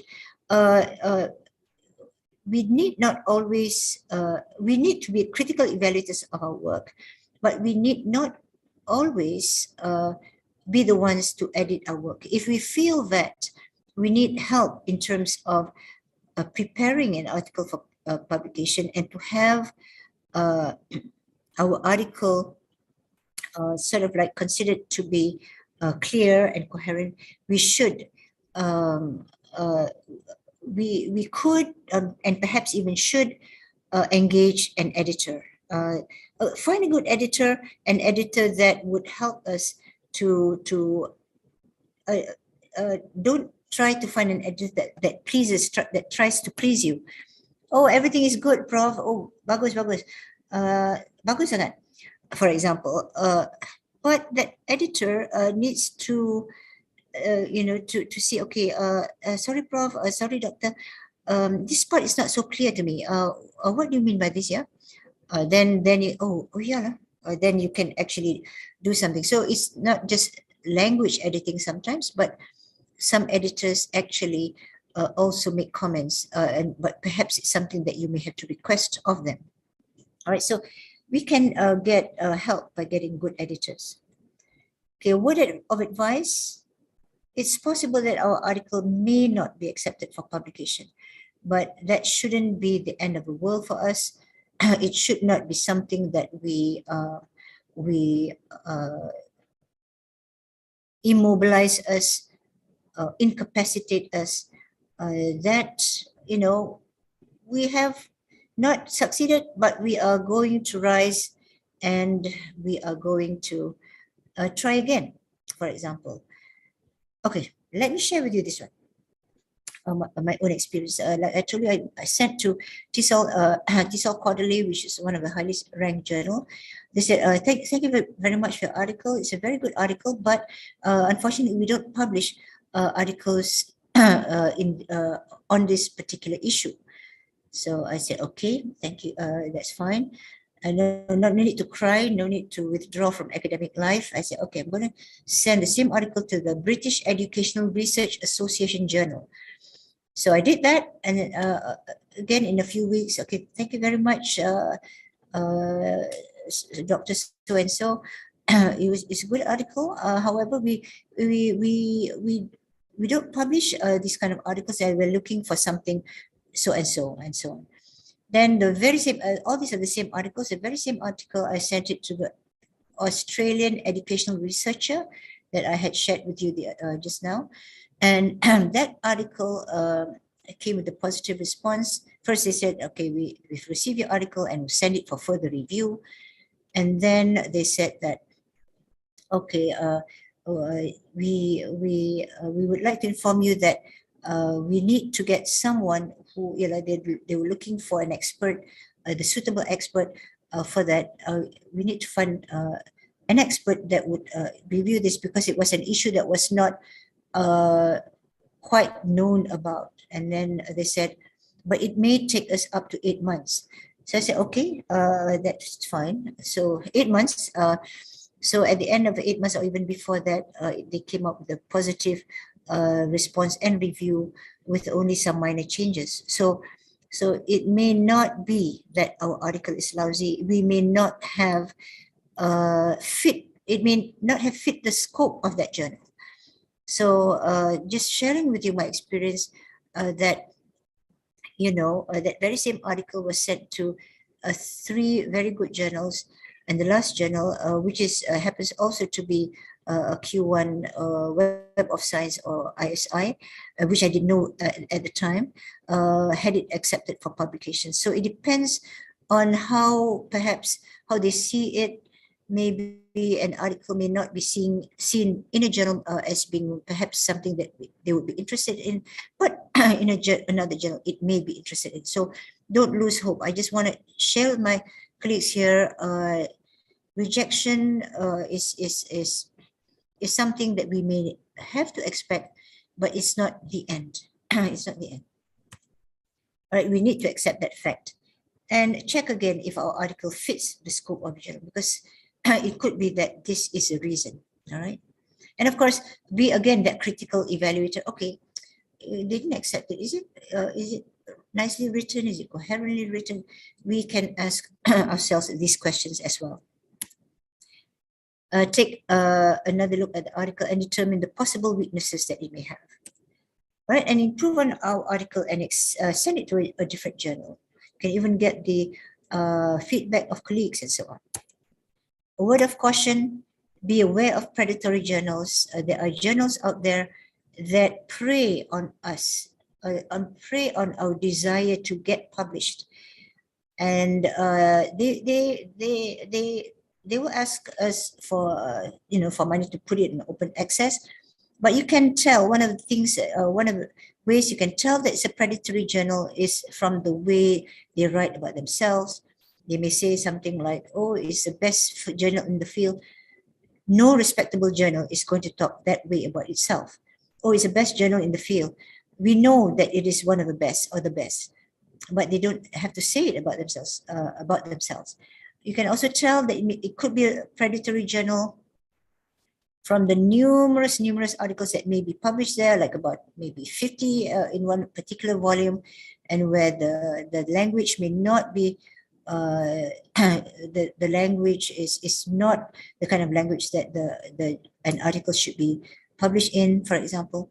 You can also know about this from their website, where they talk about themselves and the language that they use is already faulty. So you can, these are some of the telltale signs. And of course, the Ministry of Higher Education has published a list of articles that they consider to be predatory or possibly predatory. All right, putting things in perspective, I would like to end by saying that we will not have time to look at specific journals, but I have put that in the invitation for or the schedule, or the organizers have done that. Putting things in perspective, publishing in index journals. Does being in an index journal always or necessarily mean that it is a good journal or one of the best journals? Not always, because there are many journals that are very good, that are very well respected, by the academic community in a certain field, but they do not bother to have them indexed in SCOPUS. And you can see from the quality of the articles that they are that they are good articles, well written and so on, but they don't happen to be indexed in a SCOPUS or Web of Science. So it doesn't mean that journals that are not indexed in these two indexing services that they are not of quality. They could be, but they they don't care to be, or they have not submitted their journals for to be indexed, and so on. Generally, the thinking is that for those journals that are indexed in Scopus and Web of Science, they have run a rigorous sort of like monitoring of articles in the journals that are articles published in the journals to determine whether or not it has met certain certain expectations of quality and so on and so on. So generally they are being monitored. So that's why you get occasionally, in fact not just occasionally, quite frequently, articles journals that are delisted from either Scopus or Web of Science. They were originally indexed in Scopus or Web of Science, but they got delisted when the indexing these companies realized that they were publishing many articles that were not of quality, or they were not regular, and so on. So do put things in perspective. It should not stop us from publishing. We need to publish to share the knowledge. We, of course, we do publish books as well. We can publish papers in academic journals that may not be indexed in Scopus or Web of Science, and we can also publish in articles in journals indexed in Web of Science. Universities and the Ministry of Higher Education have actually perhaps considered these as being important, and indeed, of course, they are. But we know, but it shouldn't drive us to possibly neglect other journals that may be good, but that are not necessarily indexed there. But having said that, the key and perhaps a road, the recognition that that a lot of academics get is when it is published in either a Scopus index or a Web of Science index journal, especially when it is indexed in the higher quartiles. But that should not be our only reasons for publishing. So we should not lose sight of the fact of our main aim in publishing, and that is to share the knowledge, and that not everything is how shall I say? Not everything is infallible. We may be evaluating someone, because he's published in this or that, but perhaps if you look more closely, the article is better than, or perhaps better than articles that are published maybe in other journals, for example. All right, so this is what I'd like to say. Please forgive me for anything that I've said that that may not fit your expectations of what this topic or this session is all about. I would like to open this for questions, should you have any, and would like to thank you for your patience and for your participation. Thank you so much. We shall, if you have any questions, we have, please do welcome. Thank you, Prof, for sharing the knowledge and your experience with us. For the participants, do we have any more questions to Prof?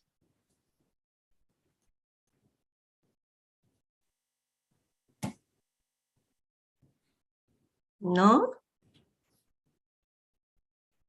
Okay. Can I ask a question? I see someone by the name of Z Rahib.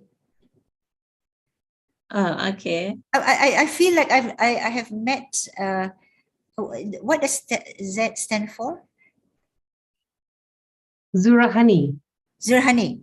I Yes. believe I believe we met in another virtual session. Have we? Yes, we Yes, have. right? I And in think- person too. Huh? We have met. We have met, we right? have met virtually and in person. Oh, I have been okay. That's coming right. to your No, workshop. so I I've do always recognize my enjoyed them. colleagues. Yeah. Thank you. Okay. Thanks for sharing, Prof. Okay. Really, I always enjoy coming to your workshops. There's always something to learn and something to take back. I hope it helped, and I hope it's not a waste of time for you. No, absolutely not. I hope it helped. Yeah. Alhamdulillah. Thank you. Okay. Anybody have a question? If no, we are going to end the session. But before we end, let us take a photo. Can please all of you open your camera?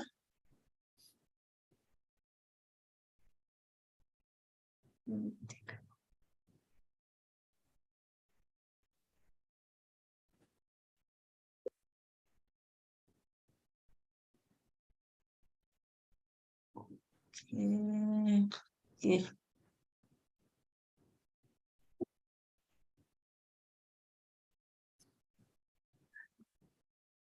Okay. Siapa ambil ya? Hana ambil ya, Hana? Oh, let me try. Okay, 1, 2, 3.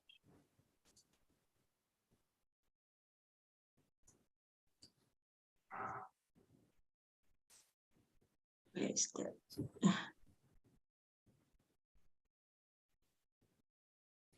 Dr. Surisa, Yeah? you have to tell us when to smile. Okay, smile, smile, smile. I'm not sure who's taking the picture, but I'm this screen mine also. Okay, one more time, 1, 2, 3.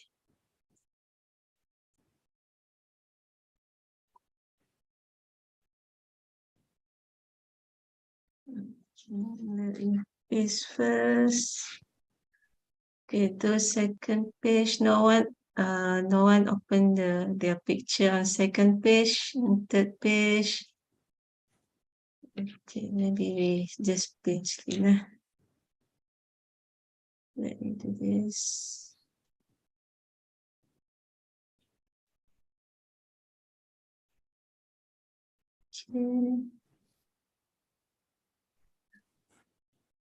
Okay, two pages. Okay, I think that's all. With that, let us end our session with Tasbih Kafara and Surah As. Inshallah, I see you again in next